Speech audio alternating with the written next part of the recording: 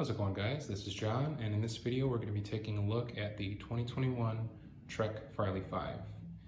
This video is not going to be a review, it's going to be more of a kind of overview and quick look at some of the features and details on this bike, the kind of stuff that you might not be able to tell just by looking at the website. And I'll follow it up with a review later on once I get a chance to put some miles on the bike and develop some impressions. So, like I mentioned, this is the Farley. That's the fat bike in Trek's lineup. This is the 5, which is the entry-level model. This one is a size large, and it comes in at 33 pounds. That's just weighing it on my bathroom scale. Also, one thing to note, looking at the video, the bike looks like it has a bluer tint than it really does in person. In person, it has more of a green, kind of teal tint. So, just something to be aware of. All right, starting at the front. This bike comes with pretty large wheels, even for a fat bike. They are 27.5 by 4.5 inches wide. The tires that it comes with are the Bontrager Narwhal. They're 120 TPI, tubeless ready, and again, you can see 27.5 by 4.5. They are tubeless ready, and the rims are tubeless ready, but they come from the factory set up with tubes. So to set them up tubeless, you would need a rim strip, the rim tape, and then tubeless sealant, as well as a tubeless valve. The rims are the Sunringley Mulefoot 80. These are the version 2 of the rim, pretty popular rim for fat bikes. And these have an 80 millimeter internal width. They are 32 hole for the spokes, and they're laced up to a kind of a generic Bontrager hub. It's an alloy hub with sealed cartridge bearings and I believe it's a 15 by 150 through axle. Over here you can see the brakes. These are the SRAM level brakes with Avid G2 rotors, and they are 160 millimeter rotors front and rear, and they both use 6-bolt mount. Moving over to the fork, this is the Bontrager Haru. This is a carbon fiber fork with an alloy steer tube. Nothing too special about it. There's no mounts for fenders or for any kind of luggage or anything on the side. One thing I did notice, they have these little protector plates on the bottom of the fork, so if you take the wheel off and set the bike down on the ground, that'll keep the carbon from getting any damage. And this fork is also geometry corrected, so if you swap it out with a suspension fork with 80 millimeters of travel, then it won't affect the geometry of the bike at all. So for example, the Farley 7, one model up from this, comes with the Manitou Mastodon fork set at 80 millimeters, and that uses the same geometry as this bike. All right, moving back to the frame. This is an aluminum frame. Trek also has carbon fiber models for the 9.6 and the 9.8, but the Farley 5 and the Farley 7 both use Trek's Alpha Platinum aluminum, which is their highest grade of aluminum.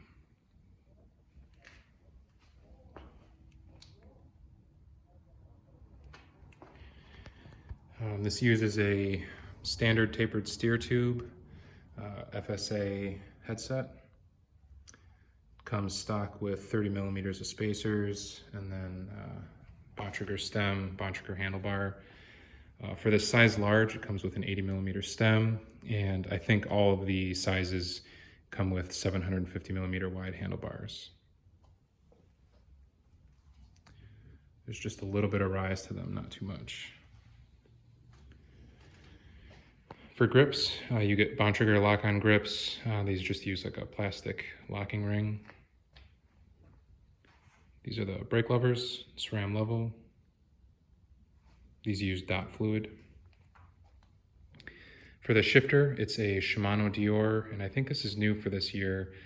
This is a 10-speed shifter, and it works with the 10-speed rear derailleur. One thing I noticed about this shifter, which is the same as my XT shifter, XT 12-speed shifter on my trail bike, is that you have the downshift paddle here and then the upshift paddle here, and this actually works in either direction. So you can click it to shift up, kind of like a SRAM shifter, or you can click it with your finger from the other direction. So it doesn't matter which way you move the upshift paddle, it'll shift up. Over here we have the dropper post lever. It feels pretty good. It's, nothing fancy. It feels like, it's mostly plastic, but it's plenty stiff and it feels very smooth, easy to actuate.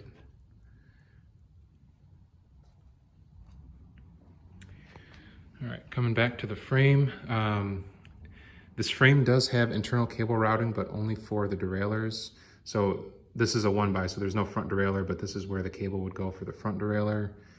And if we look over here, you can see where the cable goes in for the rear derailleur. But the dropper post and the brake lines are all routed externally. And that's the same for the front brake as well. It doesn't run through the fork. But there are a lot of points to mount zip ties so you can secure the cable. All right, so coming back to the frame, like I mentioned, external cables for the dropper post and the rear brake. Got the water bottle mounts, no mounts on the down tube, and here you can see where the shifter cable comes out.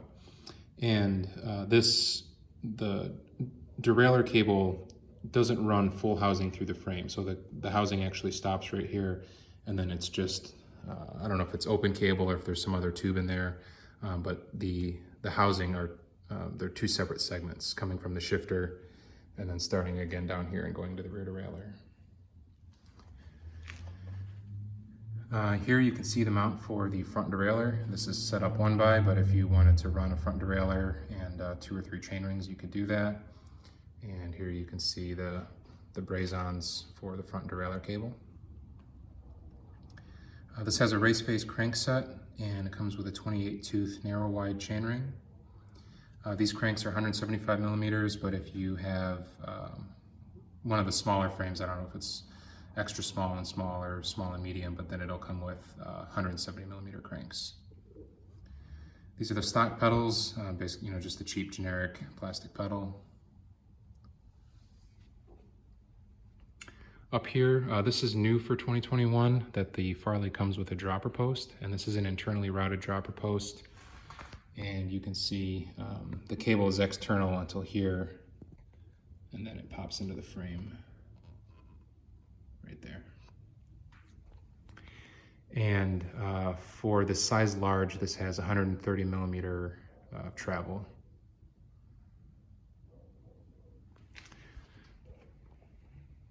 For a pretty affordable dropper post, I was really impressed with how smooth it feels, how good the lever actuation is, and it's nice and solid. There's no side-to-side rotation or anything like that. If you have smaller frames, then the amount of travel on the dropper post is shortened. So there's 100 and 120 millimeter dropper posts on the smaller frames. Moving to the back, we have basically the same rim and tire, but one thing worth noting is that for the large and the extra large, you get the 4.5 inch wide tires in the back as well as the front. But for the smaller frames, so the mediums and smaller, for the rear tire, they only use a 3.8 inch wide tire. So I'm just assuming that there's less clearance back here and they can't fit the 4.5. But on the size large, you get 27.5 by 4.5 for both. Drivetrain uses a KMC 10-speed chain.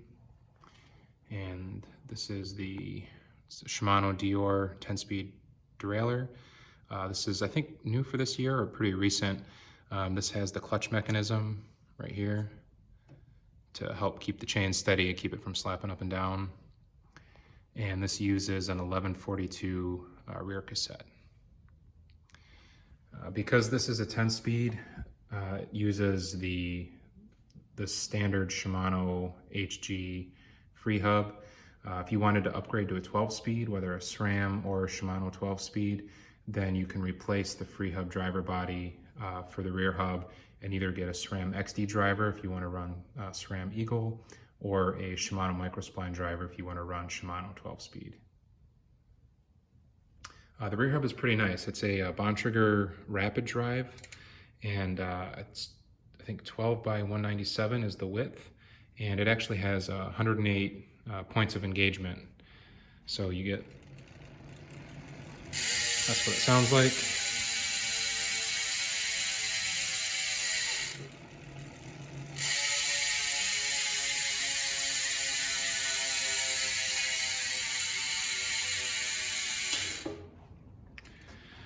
And so there's very little free play with that 108 points of engagement. There's really no slack at all in the drivetrain. Another thing that's pretty interesting back here is the Stranglehold Dropout. And that is basically just the sliding dropout. So you can run different wheel sizes and tire sizes on this bike.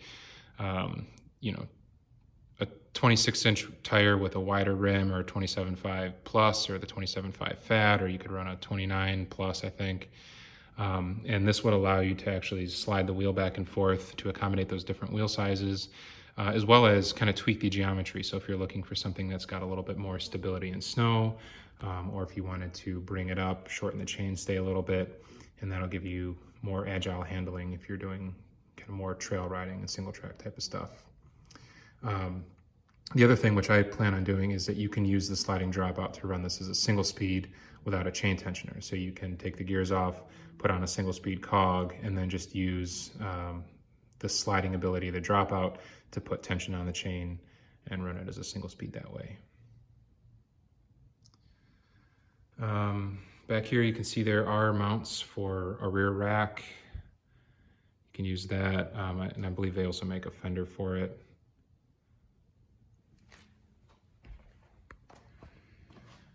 And then for the brake, again, it's a SRAM level brake, 160 millimeter rotor.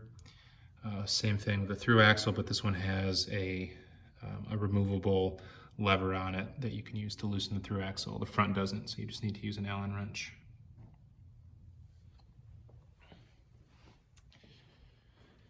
For the seat, this is the Bontrager Arvada. It's kind of an entry-level seat, but it's pretty comfortable. All right, so that's it. That's the 2021 Trek Farley 5. If you have any questions, feel free to put them down below. I'm not sure if I missed anything while I was walking through it. And I'll also have some videos following up when I do a single speed conversion, which is how I plan to run the bike in the summer. I'll also do a video when I set the wheels up tubeless, and I'll do a review once I get a chance to put some miles on the bike. So thanks for watching. Hope this was helpful.